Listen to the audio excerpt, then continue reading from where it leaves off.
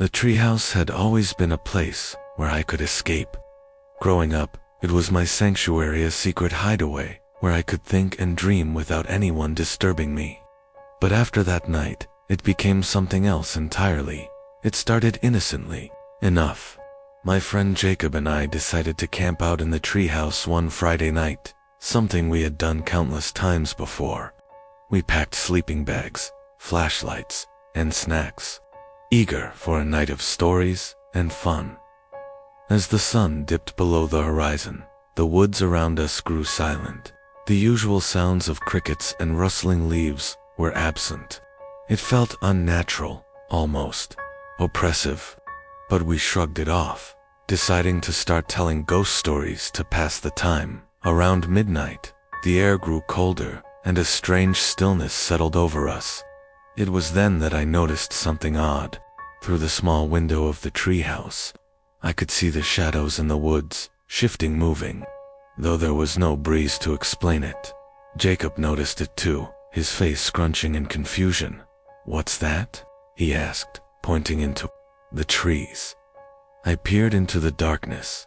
At first, I saw nothing, but then I saw them ease, hundreds of them, scattered among the branches and leaves. They were watching us, their gleaming, reflective surfaces glowing in the moonlight. "Jacob, do you see that?" I whispered, my heart racing. Jacob turned pale, his voice barely a whisper. "Yeah, I see them." We were both frozen in place, staring at the countless pairs of eyes, watching us from the trees. They blinked slowly, as if studying us, and then, one by one, they started to move. The eyes moved as if they were coming closer to the treehouse, their movements jerky and unnatural. My blood ran cold as I realized they weren't just staring from the trees, they were climbing toward us. "Get down now," I yelled, grabbing Jacob's arm. We scrambled toward the ladder, but the moment my foot hit the first rung, something grabbed my ankle. I looked down, and in the dim light, I saw a figure, a pale, gaunt creature, climbing up the side of the tree. Its hands were long and spindly, its eyes large and unblinking. I couldn't breathe, unable to move as it crawled toward me. "Don't let it take me," I gasped. Jacob tried to pull me up, but the creature's grip was strong, and I felt my body being dragged down toward the ground. In a panic, I kicked it, desperate to free myself. The thing hissed, releasing me long enough for Jacob and me to scramble back into the treehouse. We slammed the wooden door shut, and for a moment, we were safe. But the eyes, they were still. They're blinking and moving in the trees. We could hear them now, scraping against the wood, as if trying to climb up to us. We didn't dare sleep that night. We stayed awake, clutching our flashlights and listening to the sound of those eyes. Inching closer by morning, when the first light of dawn broke through the trees, the eyes were gone. The woods were silent again, and the air felt normal. But I knew better. Something had followed us back. Something that only comes out when the night falls. We never went back to that treehouse again. And to this day, I still feel the gaze of those eyes following me wherever I go. We'd heard the stories, of course. Everyone in town did. The treehouse was cursed. It had been built by an old man named Joseph, who disappeared mysteriously years ago. They said he'd been obsessed with the tree, claiming it was alive, that it had a mind of its own. When my friends and I decided to explore it, we thought it was just a myth. We thought the old man was just a crazy recluse. So, one Saturday afternoon, we set out to find the treehouse, laughing off the warnings we'd heard from others. The treehouse was located at the edge of town, deep in a forgotten part of the woods. The air around it felt different, colder, like we had crossed into a place that didn't belong to the living. Still, we climbed the old wooden ladder, ignoring the creaks and groans that echoed with each step. Inside the treehouse, there was nothing unusual at first glance. Dusty furniture covered in cobwebs, a few old books scattered across the floor, and an odd smell in the air like mildew mixed with something, sharper. But the longer we stayed, the more uncomfortable we became. That's when I felt it. It started as a faint vibration in the wood beneath my feet. At first I thought it was just the wind, but the sensation grew stronger. The floor trembled as if the treehouse was breathing, inhaling and exhaling with a slow, steady rhythm. "I don't like this," my friend Mark said, his voice shaky. "Let's just leave," I suggested, but as we made our way to the ladder, something stopped us. The treehouse seemed to grow darker, the shadows stretching across the room like something alive. We looked up at the windows, and that's when we saw a figure standing just outside. It was a man, his face hidden in shadow, but his presence was overwhelming. He was watching us, UNMOVING. I froze. "Who is that?" Mark whispered. Before I could answer, the air shifted. The temperature dropped, and I felt a wave of nausea wash over me. The whispering started. At first, it was barely audible, like the wind, but then it grew clearer. "Get out. Leave now, or he'll take you." The voice echoed in our minds, not from any one place, but from every direction. We turned to see the figure was gone, but the whispers only grew louder. I could feel something cold wrap around my ankles, like invisible fingers gripping my legs, pulling me down. I tried to move, but my body wouldn't respond. I looked at Mark, and his face was pale, his eyes wide in terror. And then, the ladder. It disappeared. The treehouse was no longer in the same place. It had shifted. The ground below us was now a chasm, a black void stretching down into nothingness. We were trapped. The whispers turned into screams, filling my ears as the treehouse creaked and groaned, like it was alive and hungry. Without thinking, I grabbed Mark's arm and pulled him toward the walls, trying to find an escape. But every window we approached opened into the same black void, as if there was no outside world anymore, only the treehouse, its dark heart pulsing with the curse that had trapped us. I can't remember how we got out. All I know is that, when we finally left, the curse of the treehouse followed us. We can hear it even now, whispering, always whispering, and Joseph's warning still echoes in my mind. The tree is alive. It will take you, just like it took me. We'd heard the stories, of course. Everyone in town did. The treehouse was cursed. It had been built by an old man named Joseph, who disappeared mysteriously years ago. They said he'd been obsessed with the tree, claiming it was alive, that it had a mind of its own. When my friends and I decided to explore it, we thought it was just a myth. We thought the old man was just a crazy recluse. So, one Saturday afternoon, we set out to find the treehouse, laughing off the warnings we'd heard from others. The treehouse was located at the edge of town, deep in a forgotten part of the woods. The air around it felt different, colder, like we had crossed into a place that didn't belong to the living. Still, we climbed the old wooden ladder, ignoring the creaks and groans that echoed with each step. Inside the treehouse, there was nothing unusual at first glance. Dusty furniture covered in cobwebs, a few old books scattered across the floor, and an odd smell in the air like mildew mixed with something ... sharper. But the longer we stayed, the more uncomfortable we became. That's when I felt it. It started as a faint vibration in the wood beneath my feet. At first, I thought it was just the wind, but the sensation grew stronger. The floor trembled, as if the treehouse was breathing, inhaling and exhaling with a slow, steady rhythm. "I don't like this," my friend Mark said, his voice shaky. "Let's just leave," I suggested, but as we made our way to the ladder, something stopped us.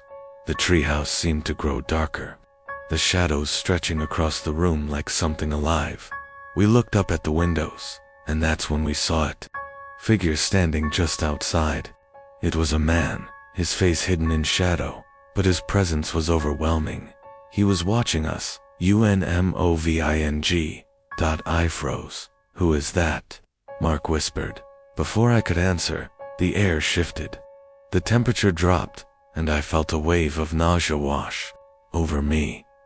The whispering started. At first, it was barely audible, like the wind, but then it grew clearer. "Get out. Leave now, or he'll take you." The voice echoed in our minds, not from any one place, but from every direction. We turned to see the figure was gone, but the whispers only grew louder. I could feel something cold wrap around my ankles, like invisible fingers gripping my legs, pulling me down. I tried to move, but my body wouldn't respond. I looked at Mark, and his face was pale, his eyes wide in terror. And then, the ladder. It disappeared. The treehouse was no longer in the same place. It had shifted. The ground below us was now a chasm, a black void stretching down into nothingness. We were trapped. The whispers turned into screams, filling my ears as the treehouse creaked and groaned, like it was alive, live, and hungry, without thinking. I grabbed Mark's arm and pulled him toward the walls, trying to find an escape. But every window we approached opened into the same black void, as if there was no outside world anymore, only the treehouse, its dark heart pulsing with the curse that had trapped us. I can't remember how we got out. All I know is that, when we finally left, the curse of the treehouse followed us. We can hear it even now, whispering, always whispering, and Joseph's warning still echoes in my mind. The tree is alive. It will take you, just like it took me. The old treehouse had always been a place of mystery. Everyone in our small town knew about it, but no one really talked about it. It was hidden deep within the woods, and though I had passed by it many times, I had never actually dared to go near it. That was, until last summer, my cousin Emily came to visit, and she had always been the adventurous type. Of course, she wanted to see the treehouse. After some convincing, I reluctantly agreed to go with her. We set off early one morning, the sun barely peeking through the trees, and made our way to the treehouse.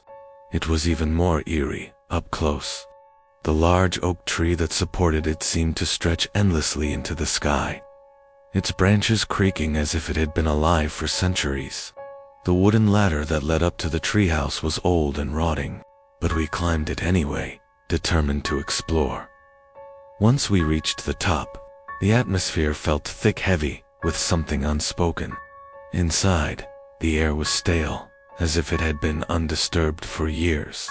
But there was something about the place that felt alive, as if it was waiting for us. Emily started exploring the small space, but I couldn't shake the feeling that we weren't alone. The wind outside picked up, rustling the leaves of the tree, but there was something strange about it. The rustling was almost like whispers, soft and unintelligible. "Do you hear that?" I asked, my voice trembling. Emily froze, her expression shifting from curiosity to unease. At first I thought it was just the wind, but the whispers were growing louder. It was almost like the leaves themselves were speaking. Suddenly, a gust of wind slammed into the side of the treehouse, making the entire structure shake. I stumbled, grabbing onto the nearest post to steady myself. "Let's get out of here," I said, my voice urgent. But Emily wasn't moving. She was staring at something near the window. I followed her gaze, and that's when I saw it, a figure, standing beneath the tree. It was tall, shadowy, and had no clear features. Its shape was distorted, flickering in and out of focus, like a ghost trapped in the trees. I could feel my heart pounding in my chest. "Emily, we need to leave now," I pleaded, but she didn't respond. She was frozen, her eyes wide, staring at the figure below. The whispers grew louder, almost frantic now, filling the treehouse with an overwhelming sense of dread. It was as if they were calling to us, pulling us closer to something we couldn't see. Finally, Emily blinked and snapped out of it. She turned to me, her face pale. "We need to go," she whispered, her voice barely audible. I didn't need to be told twice. We rushed to the ladder and scrambled down as quickly as we could. The figure below remained motionless, watching us, its presence suffocating. We didn't stop running until we reached the safety of my house. But even now, weeks later, I can still hear the whispers when the wind blows through the trees. I don't know what we encountered in that treehouse, but I don't ever want to find out again. My friends and I stumbled upon the old treehouse. When we were exploring the woods behind our neighborhood, it had been abandoned for years, its wooden walls worn down by time and weather. There were no signs of life, no footprints, no evidence that anyone had been there in ages. Yet, something about it felt wrong. Still, we decided to climb up and check it out. The climb was steep and difficult, but the view from the top was worth it. From the treehouse, you could see the entire forest stretching out in every direction, the canopy of leaves swaying gently in the breeze. It felt like we were on top of the world. But the sense of calm didn't last long. As soon as we entered the treehouse, an eerie silence settled over us. It was as if the world outside had disappeared, and the only thing left was the oppressive stillness within the treehouse. "Hey, look at this," my friend Max called, holding up a faded old photo frame he'd found on the floor. The glass was cracked, but the image inside was still visible. It showed a family, 2 parents, and their young daughter standing in front of the treehouse, smiling in a way that seemed too perfect to be real. "Who do you think they were?" Max asked. Glancing around, I felt a chill creep down my spine as I stared at the photo. There was something unsettling about it. The family looked too happy, too perfect, almost staged. Then, out of nowhere, the wind picked up, howling through the branches. The treehouse creaked, as if it was alive, groaning under the force of the gusts. Suddenly, the air grew thick, almost suffocating. I couldn't breathe. It felt like the walls were closing in on me. I turned to Max, but his face had gone pale. He was staring at something behind me. I followed his gaze, and that's when I saw it. Two dark eyes, staring at me from the corner of the treehouse. They were set deep into the shadows, too far for the light to reach, and yet, they glowed faintly, just enough for me to see them. I froze. My heart pounded in my chest. "Max, do you see that?" I whispered. He didn't respond. His lips were parted, and his body trembled uncontrollably. The eyes blinked. I jumped back, but Max didn't move. His body was rigid, frozen in place. The wind howled again, and the treehouse shook violently. The eyes grew larger, more intense, as if whatever was watching us was growing closer. And then, a voice, soft and distant, came from the shadows. "You shouldn't have come." I turned to run, but before I could take a step, the ground beneath us shifted. The floorboards of the treehouse groaned and cracked, and I felt that something was pulling at me. The walls seemed to collapse inward, the air thick with a strange, heavy presence. I grabbed Max's arm, pulling him toward the ladder, but his body was as stiff as a board. His eyes were wide, and his mouth was moving, but no sound came out. We finally made it to the ground, but when I turned to look up at the treehouse, I saw something that will haunt me forever. The photo the one Max had found was now outside, floating just beneath the window, as if it had been thrown down to us. The treehouse was gone. There was no trace of it. The entire area was empty, as if it had never existed. I haven't gone back since, and I never will. It was supposed to be an adventure, a weekend camping trip with friends, complete with a treehouse we had discovered deep in the woods. We had all heard rumors about it, of course, stories about people who had ventured too close and disappeared, but they were just that, stories, right? We set up camp near the treehouse, and as the sun dipped below the horizon, we climbed up to the structure, eager to hang out away from the rest of the world. It was a perfect night, the stars clear above, the air cool and crisp. But there was something off about that treehouse. The way it loomed over us felt unnatural, as if the branches had grown in the shape of hands. Reaching down toward the earth, I ignored the feeling, chalking it up to nerves. We all did. As we gathered inside, I noticed something strange about the walls of the treehouse. There were scratches, long, deep gouges that looked too fresh to be from the years of weathering it had endured. But I didn't say anything. I didn't want to be the one to ruin the mood. We sat around chatting and laughing, but as the night wore on, an unease settled over me. There was something just beyond the treehouse, watching us. It started as a rustling sound from the trees, faint at first, but growing louder. A low growl began to echo through the night, coming from somewhere deep in the forest. "Did you hear that?" I asked, my voice barely a whisper. Everyone went quiet. I wasn't sure if they had heard it too, but the look on their faces told me they were thinking the same thing. We weren't alone. The growling stopped suddenly, and for a few moments, all we could hear was the wind rustling through the leaves. Then, I saw it in the darkness, just outside the treehouse. Two eyes glowed, faintly pale and unblinking, staring straight at me. I froze. I wanted to scream, but no sound came out.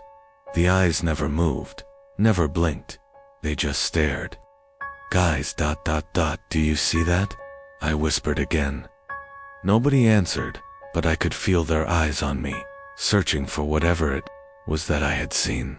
And then, the eyes vanished.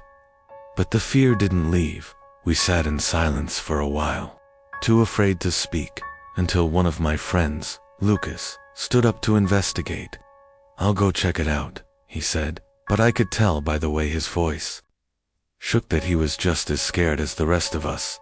Lucas grabbed a flashlight and slowly descended the ladder, calling out into the night. We could barely make out his voice as he walked away from the treehouse, his flashlight casting an eerie glow across the forest. Minutes passed, and we began to wonder if Lucas had just decided to play a prank. But the longer we waited, the more uneasy I became. The darkness seemed to close in on the treehouse, and then I heard a screeching sound, followed by a loud thud. "Lucas!" I screamed, panic rising in my chest. But there was no response. I rushed to the ladder, desperate to find him, but when I stepped outside, I saw nothing.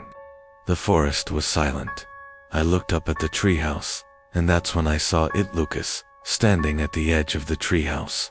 His face was pale, his eyes wide with terror, but he wasn't moving. "Lucas!" I yelled again, but he didn't respond. I scrambled up the ladder, my heart racing, but as I reached the top, the last thing I saw was his body being pulled back into the shadows of the forest, his eyes still fixed on mine. I never saw him again. I had always loved our treehouse.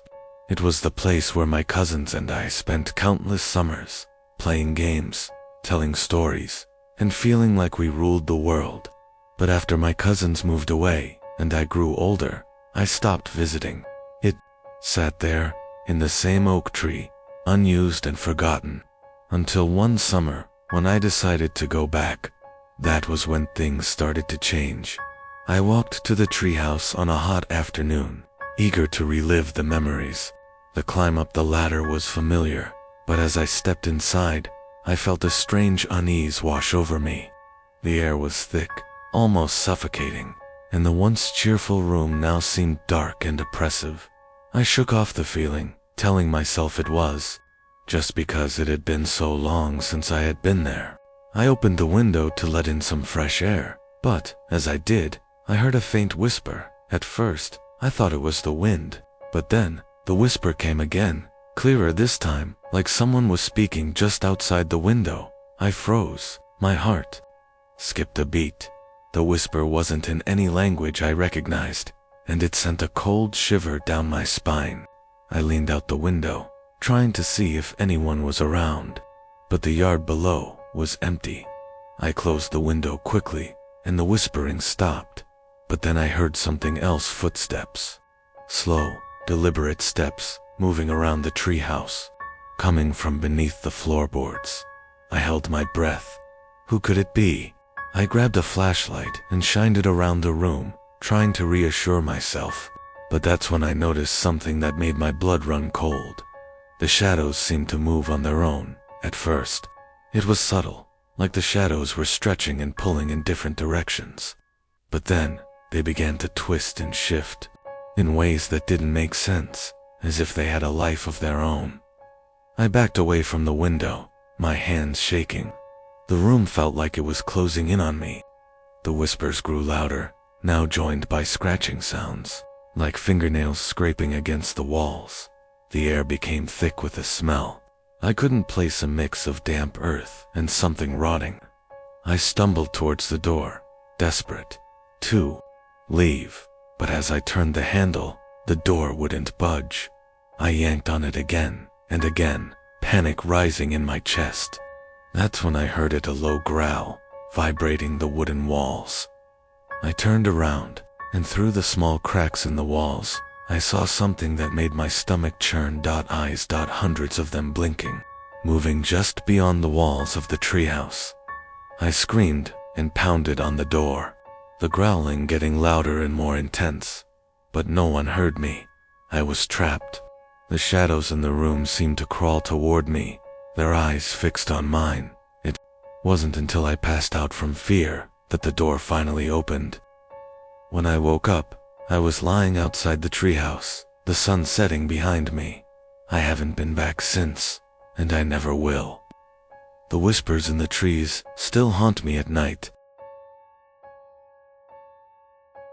It was supposed to be just a summer project, fixing up the old treehouse my grandfather had built years ago. My family had moved back to the countryside after years of living in the city, and I thought it would be a great way to reconnect with my roots. The treehouse had always been a magical place to me when I was younger, but when I climbed up there for the first time in years, I felt something was wrong. The moment I stepped inside, a chill ran through me. The room looked just as it always had, barely any signs of decay. The walls still solid, but it felt colder, darker. The smell of dust and age lingered in the air, and there was a faint, damp scent that I couldn't quite place. As I explored, I found an old chest tucked in the far corner, covered in cobwebs. I hadn't remembered it being there before. Curious, I opened it. Inside, I found a stack of old newspapers, each one yellowed with age. But it wasn't the newspapers that made my skin crawl, it was the small, framed photo that lay on top. It was a picture of my grandfather, taken many years ago, standing proudly next to the treehouse. But the strangest part was the shadowy figure standing behind him. I squinted at the photo, trying to make out the face of the person or whatever it was. The figure was blurry, but I could make out the shape of an old man with a long, wispy beard. I was sure there had been no one else in that treehouse when the photo was taken. I shuddered and quickly put the photo back, but I couldn't shake the feeling that something was watching me from the shadows. As I turned to leave the treehouse, I heard the unmistakable sound of footsteps behind me, slow and deliberate, as if someone was walking across the wooden floor. I froze, my heart pounding. No one else was up there. I turned around, expecting to see some animal or another person, but there was nothing. The room was empty, but the footsteps didn't stop. They continued, getting closer, and I could feel them, as if something or someone was right behind me. Suddenly, I heard a whisper, cold and harsh, right next to my ear. "Leave this place." I spun around, but again, the treehouse was completely empty. The silence that followed was unbearable. I ran down the ladder, nearly falling in my haste, and didn't stop until I reached the safety of my house. That night, I couldn't sleep. Every time I closed my eyes, I saw the shadowy figure in the photo, lurking behind my grandfather. The next day, I went back to the treehouse, hoping it was just my mind playing tricks on me. But when I entered, I found something new. The old chest was open, the photo missing, and on the wall, scratched deeply into the wood, were the words, "I never left." I had always loved spending time in the treehouse my dad built when I was a kid. It was a small wooden cabin nestled high in the branches of an ancient oak. For years, it had been my sanctuary, a place to hide, think, and dream. But something had changed since I last visited. I went back there one summer evening, hoping to relive the nostalgia of my childhood. The sun was setting, casting long shadows across the yard. The treehouse looked just as it always had, its weathered walls blending into the forest around it. I climbed up the ladder, the old wood creaking beneath my weight. The door was slightly ajar, an unusual sight considering I had locked it the last time I left. I stepped inside, the smell of dust and aged wood filling my nostrils. The air felt oddly heavy, thick with an unsettling presence. I glanced around, expecting to find nothing more than the usual piles of forgotten childhood memorabilia. But there was something different this time. Something was watching me. I tried to shake off the feeling, convincing myself it was just my imagination. But as I sat on the old wooden bench near the window, I noticed movement out of the corner of my eye. A figure, just a silhouette, was standing in the trees below. I couldn't make out any features, but the shape was unmistakable. It stood completely still, as if waiting for something. I tried to ignore it, telling myself it was probably just a deer or a trick of the light. But the longer I stared, the more real the figure seemed. It wasn't until I heard a low, guttural whisper from behind me that I realized something was terribly wrong. "You shouldn't be here." I spun around, but the treehouse was empty. The door had slammed shut, and the room was now completely dark. Panic surged through me as I fumbled for the door, but when I looked back out the window, the figure was closer, much closer than before. I bolted out of the treehouse, descending the ladder in a blind rush, my heart pounding in my chest. When I hit the ground, I dared a glance back up. The treehouse was now silent, but I could still feel the presence up there, waiting. As I ran, I heard the sound of footsteps above me, slow and deliberate. Someone or something was up there, and it was watching me. It was supposed to be the perfect weekend getaway. My friends and I rented a cabin in the woods, not far from where I used to live as a kid. We decided to spend the night in an old treehouse that I had built with my father when I was younger. It had been years since I had been back, and I was eager to relive those memories. When we arrived, the treehouse still looked the same, weathered and worn, but sturdy. We climbed up the familiar ladder, and the old door creaked as I pushed. It opened. The air was thick with the smell of pine and moss, but as soon as I stepped inside, I felt something was off. The room was colder than I remembered, and there was an unsettling stillness that seemed to hang in the air. I tried to shrug it off, telling myself it was just my imagination. We unpacked our bags and made ourselves comfortable, laughing and joking as we set up for the night. But as darkness fell, the mood shifted. The forest outside grew eerily quiet, and the wind whispered through the trees in strange, dissonant rhythms. It wasn't until later that night, when we were sitting around the small table playing cards, that we heard it. A creaking sound, like wood bending under pressure, echoed from above us. I looked up, my eyes scanning the ceiling for any sign of movement. I figured it was just the old treehouse settling, but the creaking continued, growing louder with each passing moment. Then, we heard something else. A scraping sound, like nails dragging across the wood, came from the very top of the treehouse. We all went silent, the card game forgotten. "Did you hear that?" My friend Sarah whispered, her voice trembling. I nodded, my heart racing. The air was growing heavier, and the temperature had dropped several degrees in the span of a few minutes. "Maybe it's just an animal," I suggested, trying to stay calm. But I couldn't shake the feeling that something was up there, watching us. Suddenly, the scraping sound stopped.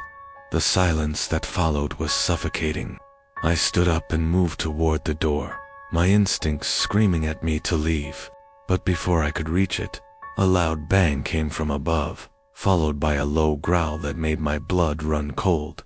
My friends screamed in terror, and we bolted for the ladder, rushing to get out of the treehouse as fast as we could. But as I looked up one last time, I saw a shadow large and menacing move across the ceiling above us. We ran into the forest, not daring to look back until we reached the safety of the cabin. We locked the doors and didn't speak a word about what happened. The silence of the night outside was deafening. The next morning, we went back to the treehouse to gather our things. But when we reached it, we noticed something strange. There were deep, claw-like marks on the outside of the tree, where nothing should have been able to reach. And the treehouse door was wide open, though we had definitely locked it the night before. We left right after that, but I swear the scratching sound still echoes in my mind every time I close my eyes.